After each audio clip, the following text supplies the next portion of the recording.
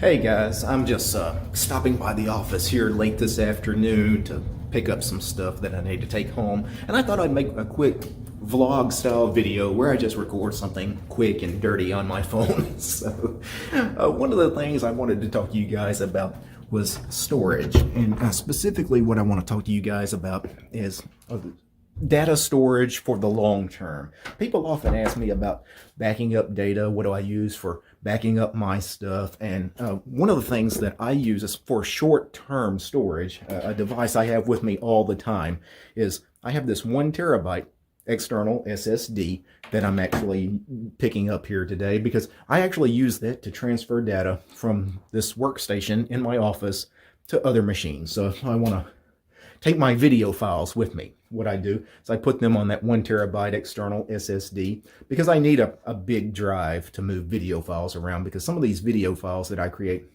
are very large.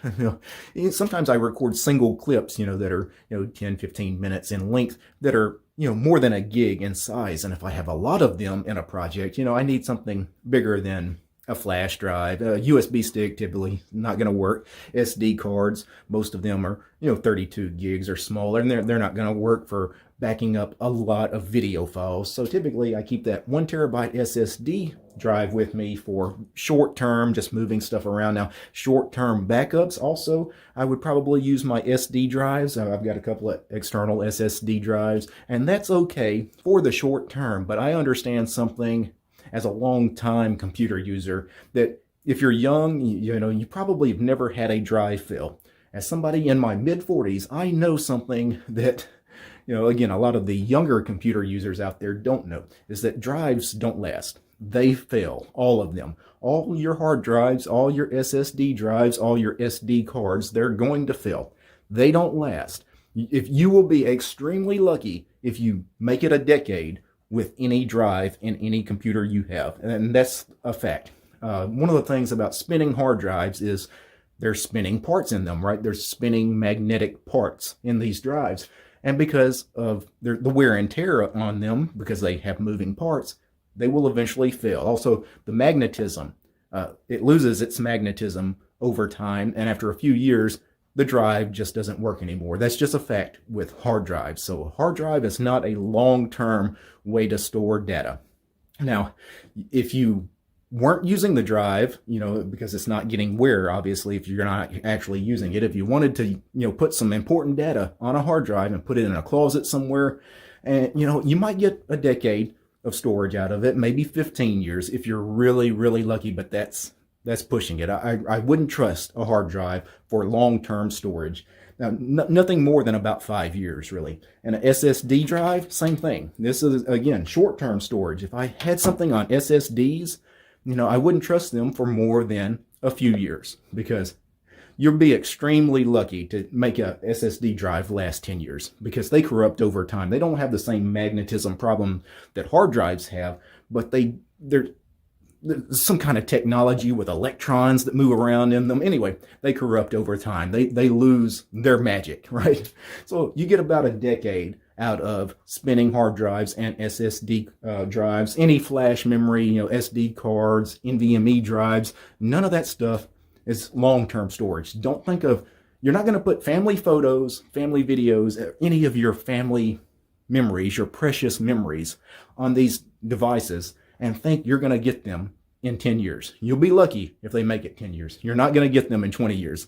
20 years, these devices are corrupted. They're not going to work anymore. 50 years down the road, just forget about it. That's not what these are for. Your best bet for long-term archival of your data. And people laugh at me when I show this, because I've shown you guys this on video a number of times, are these optical drives. I still have CD, DVD writers. I have Blu-ray writers. And those are your best bet for long-term data storage. And I strongly advise you guys to go out and buy these devices. You can still buy DVD writers and Blu-ray writers. They're not very expensive. And the discs, they're not very expensive.